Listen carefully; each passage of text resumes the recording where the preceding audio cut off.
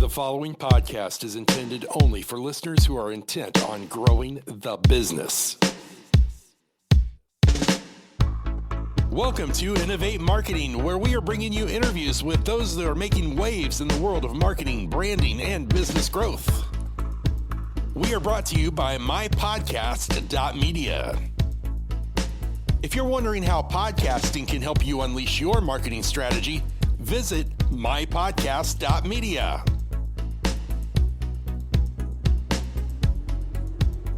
And now I'd like to introduce you to your host for Innovate Marketing, Sherry Peak. Hello, and welcome to Innovate Marketing. And today, our special guest is the creator and founder, CEO of For Humanity Baby Products, David Williams. Welcome, David. How are you today? I'm doing well. Thank you, Sherry. Pleasure to be here. Absolutely. It's a pleasure to have you here today and learn more about the man behind this awesome product that we're going to be talking about. But before we get into that, David, looking at your background, you've led sales teams for some of the most iconic brands like Sears, JCPenney's, and Burlington Coat Factory. What were some of the ways you developed your teams and prepared each person for success? Well, actually, I was with Graco Children's Products selling to Sears, JCPenney's, and Burlington Coat Factory. So those were my customers. So, but you know, we were fortunate at Graco. We had a product line that was known worldwide, and it was because it was such a well-known company, because it was so well run, it was able to attract great talent, and we were just very fortunate. We had, really our pick of the litter, if you will, for talent that was out there and seeking jobs, and we had a great recruiting team. So I was part of the picking process, but I was very fortunate that we just had such a great crop. I really couldn't have gone wrong. So what led you to connect the product? We're going to start with the concept of the Products for Humanity stroller. Yes. How did you first develop that concept? And then how did you connect that product to a cause? Because the name is very unique. I know there's a story behind that, and I've been waiting to hear what that story is. There is. So my mentor, who's actually my boss at Graco, he was the mentor that brought me into the industry as a sales rep. And then, probably 6 or 7 years later, he hired me at Graco, and he was my boss. But he and his son-in-law started a direct-to-consumer stroller company. And they ran it for about 3.5 years, exited for a very nice sum of money. And I went, oh, that was cool, because he was huge on Walmart. And I happen to know the CEO of Walmart. He used to be a baby products buyer, Doug McMillan. So I sold to him years ago. So it would have been easy to go to Walmart, but it's so costly. It's so costly to sell big box and to carry the inventory and the product liability insurance and have the backup inventory. And then if the product doesn't perform, then they make you buy it back. And it's just such an expensive process. So after hearing Rob's story, I went, oh, that's pretty cool. And I looked at his product and I thought, it's a cool product, but it's nothing really that jumps out at me. So I started doing some research and found a competitor's product that I was seeing quite a bit. And I have a second home in Newport Beach and one in Denver.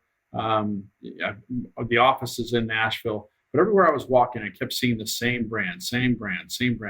I finally got to a point where I'm like, okay, what's special about this? And I did a review of their product and found there was quite a few negatives. And I went, well, that's interesting. Why am I seeing this product everywhere and there's negatives? So I literally went up and talked to 15 different moms and said, what do you love about this product? Well, my friend recommended it. They said it was the best. And it's pretty cool. What do you dislike about the product? Well, it's too wide. It's cumbersome. I can't recline this seat.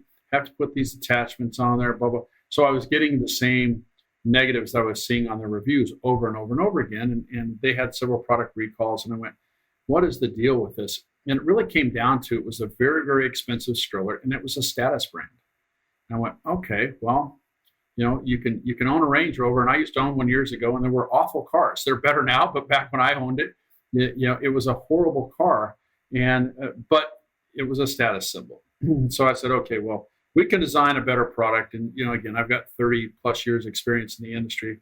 I just really put pencil to paper and called up a few people that I knew that were in the engineering field for baby products and said, can you help me design this? And so we designed this stroller that doesn't use adapters. It's a little bit narrower to get through doorways. It turns a little bit better because of the way that we centered the balance of the stroller. I could go on and on and on. Higher reclining handles, and I literally could go on about the 15 different things that we changed to engineer this better to be than our competitors. And by going direct to consumer, we're actually able to offer this for about 40% less than a consumer could buy their product. So it's not going to be that status symbol thing when you're not paying $1,100 for the stroller. You're paying $650 for the stroller. So I'm like, okay, well, there's a little bit of a concern there. And then COVID hit. And I'm like, okay, well, this is going to be interesting times because I'm in the capital raise stage and I was paying for tooling and designing out of my own pocket and needed to raise some capital. And literally turned on the television and I saw 37 girls were found in Atlanta that were being trafficked. And the average age was 9 to 13 years of age. Well, my two oldest granddaughters were 9 and 13 at the time. And I said, if this isn't God telling me to do something about this, I don't know what is. And I've always had my conversations with my Lord and Savior and said, if you want to tell me something, hit me over the head with a 2x4 because I'm stubborn as can be and I need to hear it. So, that hit me over the head. And I said, okay, we're going to do this for a cause. And when I went back out and I hit, I got fast forward a little bit. I designed this stroller. I had a prototype built, which was the most fascinating thing to me because they built it from 3D printed plastic parts, which was amazing. It's not durable enough to go into production run, but it was durable enough to go out and test. And so I took this stroller out and I walked around, literally no babies in this. People must have thought I was nuts, but I'd walk up to women that had my competitor's stroller and pushed her right up to them and said, I know, random guy, I'm not crazy. This is a new stroller that I developed and I asked you a few questions. And they were very receptive. And when I showed them the changes that I made versus the stroller that they were pushing, again, I targeted one particular competitor. And when I went up and showed them the differences, they went, wow, that's really cool. I wish this would have been out when I bought mine. I wish I would have bought it. And then when I said, and we're pledging 10% of our sales to victims of human trafficking, they literally jumped out of their seats. They got up and said, oh my gosh, how do I get one? How do I do this? And I said, okay, so we can overcome brand status by having a social impact. And to me, it was just a perfect combination to say, okay, well, not only will be helping a great cause and protecting children such as my grandkids, which is near and dear to my heart, but I think that also it's going to resonate with our customer base as well. I love that thought in connecting this product to a family, your family, to what was happening in the world. And in that space, purpose came out of what was happening. And I just think that's awesome because I work for a nonprofit and I know that we in the nonprofit world are seeking those individuals to come alongside of us and help build organizations.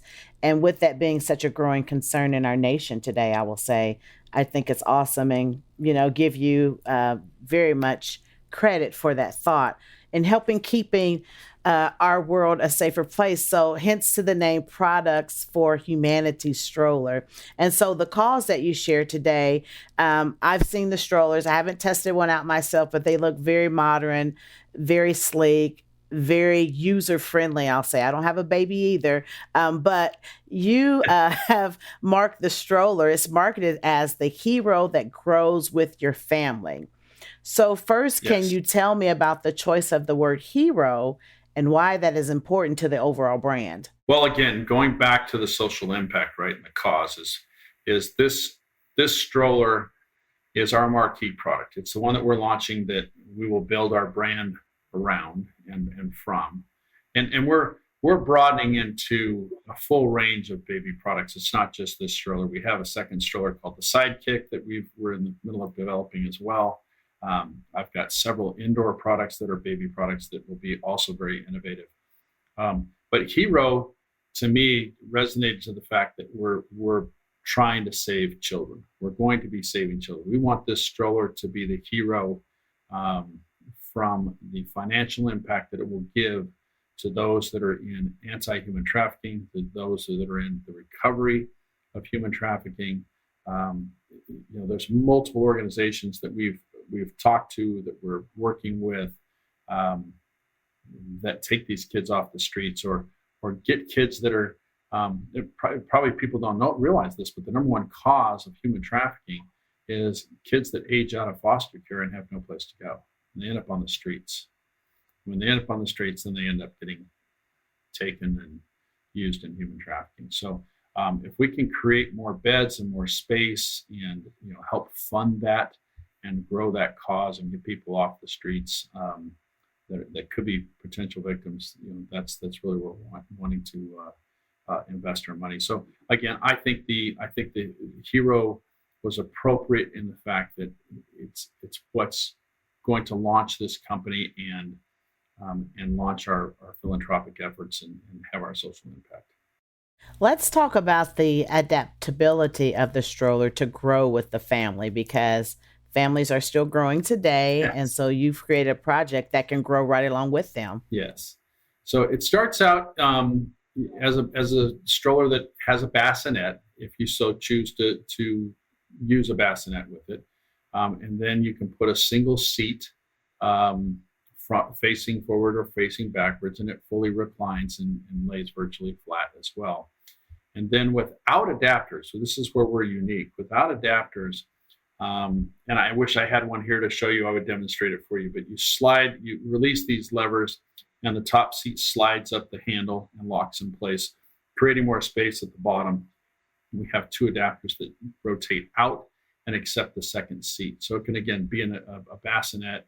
It could be a seat forward facing, rear facing. So now you've got two seats that can forward face or rear face. And then the third will be kind of a skateboard, if you will, attachment to the back, where an older child could actually stand between the handles and coast along with the stroller. So it'll take up to 3, and I'm sure we'll be developing those that go on to 4, 5, 6. There's a lot of multiples out there. Families with multiple kids, and my one son has 2 sets of boy-girl twins, so I should know about multiples. But anyhow, so that's this particular stroller expands up to 3 kids. Well, you've got the perfect customer base right there in your own family, so that's amazing. I do. My 15-year-old twins, though, won't sit them anymore. I don't know what they're No. They've definitely outgrown those. Yeah. So the brand is marketed as affordable, high quality, and luxury. So I love the blend of the words right here. Can you tell me the importance of these words in reaching your target market? Well, I didn't want to come off as a discounted brand, because we're virtually 40%, almost half price now, from our number one competitor that is considered to be the elite stroller. I didn't want to come off as cheap. Your savings is the fact that you're not paying the middleman, the big box store. It is a better quality, in my opinion, than our competition, and we've strived to make sure that we have that top quality. I think nothing kills a brand worse than having poor quality. So quality is really up there. And then I hired a designer for our fabrics and our colors and everything that is a luxury baby products designer. So she helped us in picking the fabric and the thread counts and the I don't even know all the terms, but the feel of the product, what are the brush or whatever they call it for the product. I just turned it over to her and said, look, I want this to be a top product. So make sure that we have the right color combinations. And then we took those color combinations and went out and surveyed people again. And I think we've got the right color combinations as well. But I definitely put a lot of trust and faith into her design abilities, and she's been doing it for a number of years and proven to be a very, very good designer.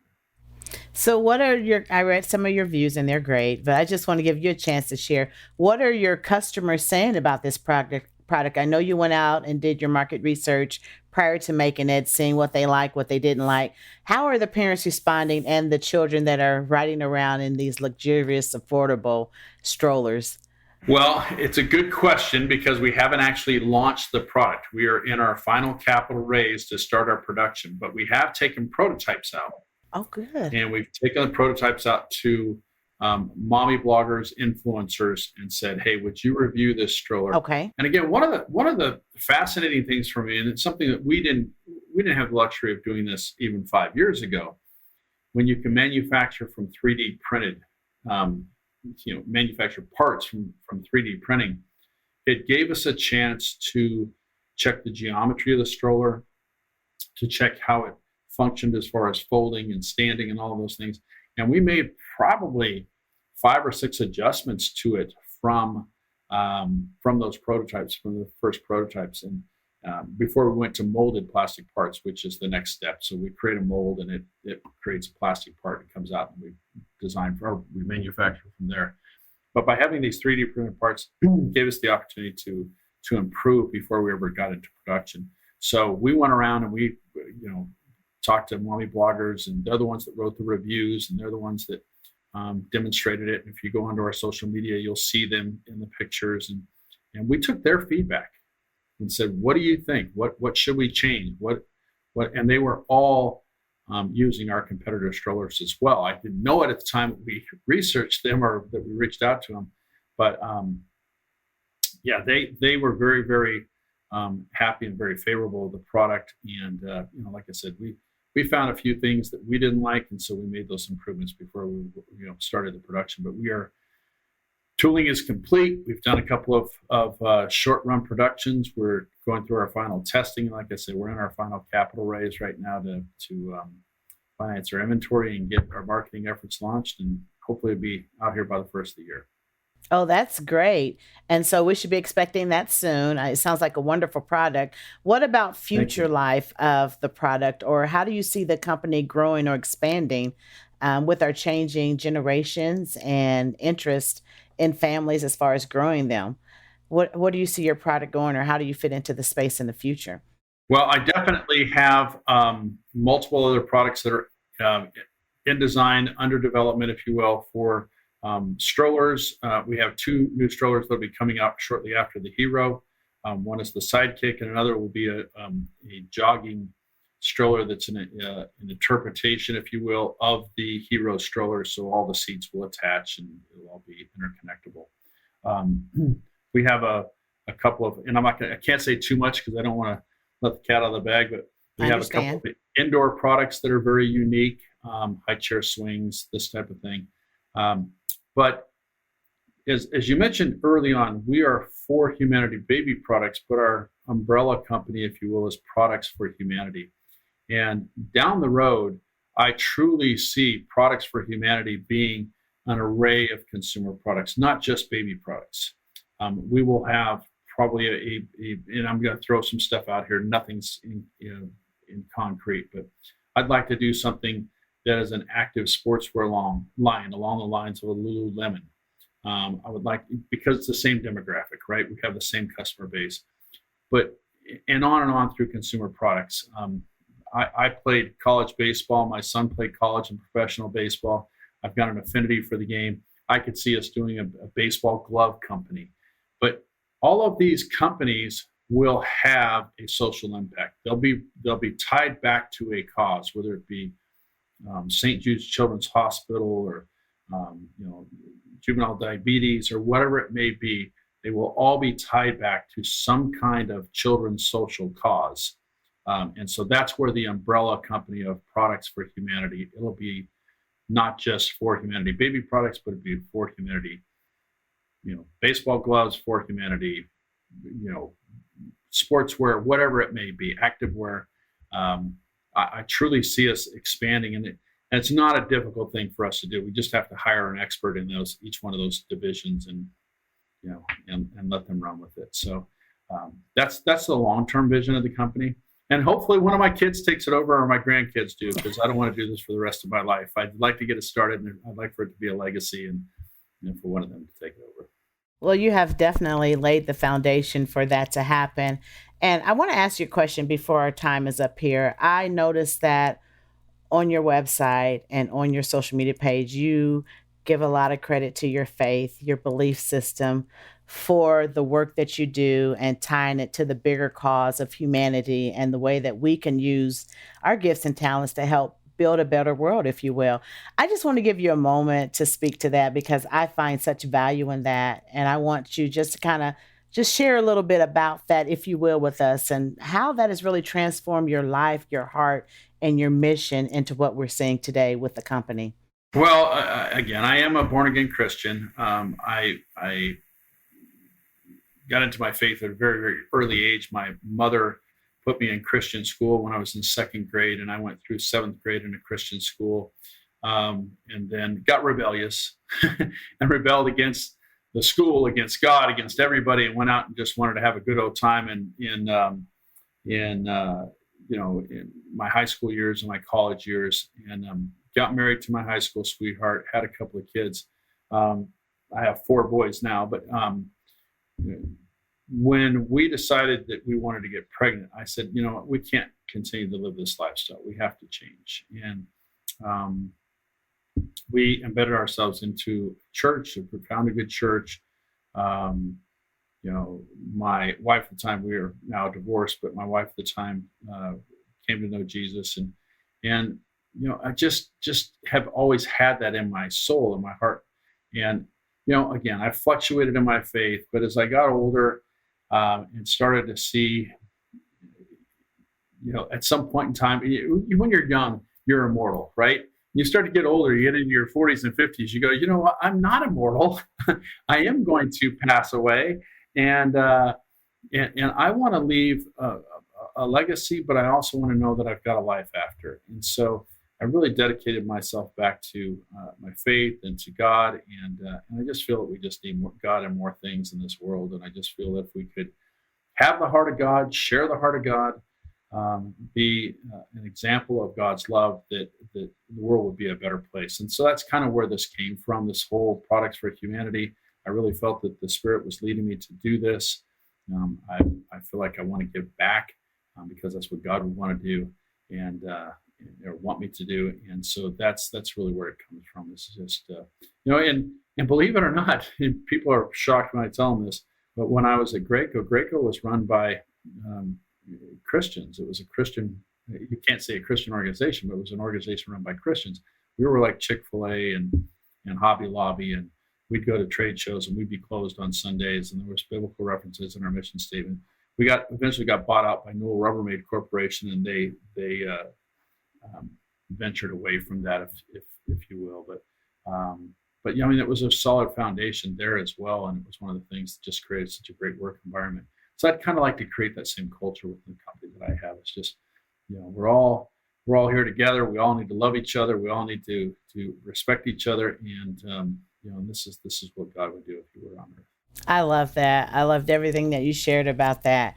So our time is coming to an end. How can people learn more about you or your business beyond this time here together? Well, definitely go to our website, For Humanity Baby Products, and you can find me on LinkedIn, David Williams, and I do have Products for Humanity or For Humanity Baby Products on there as well. We have opportunities for those that want to get involved from an investment standpoint. We still are open to gaining 1 or 2 more equity partners in this. So if somebody sees this and is moved by it and would like to get involved, we'd love to have a conversation. So there's plenty of ways to get involved. We'd love to, when the product gets out, to help us grow the word and spread what we're doing with this product. And I think word of mouth is everything. So really we'd like people talking about us. Well, thank you so much for being with us today, David. And thank you so much for using your platform to make the world a better and a safer place for children and young adults. Until next time, friends, be great and stay safe. That brings us to the close of this edition of Innovate Marketing. We're glad you tuned in. Innovate Marketing is brought to you by mypodcastmedia. mypodcast.media produces podcasts for brands, influencers, and nonprofits. Find us online at mypodcast.media. Your producer for Innovate Marketing is Beth Freed, executive producer Sean Neal, and your host is Sherry Peak. We'll see you next time. Be sure to tune in.